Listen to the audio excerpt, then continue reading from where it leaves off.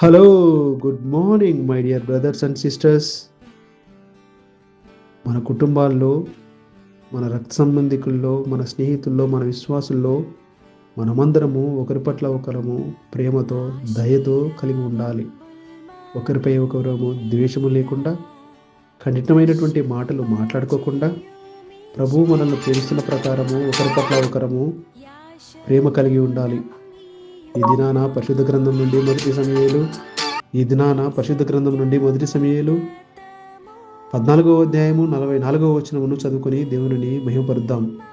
అందుకు సౌలు, యోనాతానా, నీవు అవశ్యముగా మరణమోదు, నేను ఒప్పుకుని ఎడల దేవుడు నాకు గొప్ప అపాయము కలగజేయునుగాక అనెను.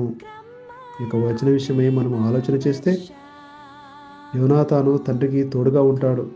యుద్ధ సమయంలో తన యొక్క ఆలోచనను బట్టి, ఆత్మవిశ్వాసాన్ని బట్టి, తాను ఉన్నటువంటి గొప్ప నైపుణ్యాన్ని బట్టి, ప్రాముఖ్యంగా దేవుని యందు కలిగినటువంటి భయభక్తులను బట్టి యోనాతాను చాలా నమ్మకంగా తండ్రితో ఉంటాడు.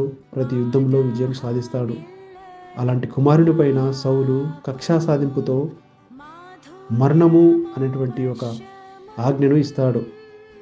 అలాంటి సందర్భాల్లో ప్రజలు, దేవుడు యోనాతానుకు తోడుగా ఉండడం వల్ల ఆ యొక్క మరణపాయన స్థితి నుంచి యోనాతాను కనికరము, దయను పొందుకుంటాడు. కనుక ప్రియ సహోదరి సహోదరులారా, మన కుటుంబాల్లో ఎవరైనాను మన పట్ల, లేకపోతే మనము ఇతరుల పట్ల కఠినమైనటువంటి మాటలతోనూ, కఠినమైనటువంటి ఆలోచనలతోనూ, కక్షా సాధింపు అనేటువంటి స్వభావాలతోనూ ఉంటే దయతో మనమందరము పరీక్షించుకుందాం. మనమందరము మన మనసులను ప్రభు యొద్ద సిద్ధపాటు కలిగి మార్చుకుందాం. మన కుటుంబస్తుల పట్ల, మన ప్రియుల పట్ల మనమందరము శాంతితో, సమాధానంతో ఉండాలి. కక్షా సాధింపు అనేటువంటి ఆలోచనలు క్రీస్తు పిల్లలైనటువంటి మనకు ఉండకూడదు. అలాంటి ఆలోచనలు మనకు రాకూడదు.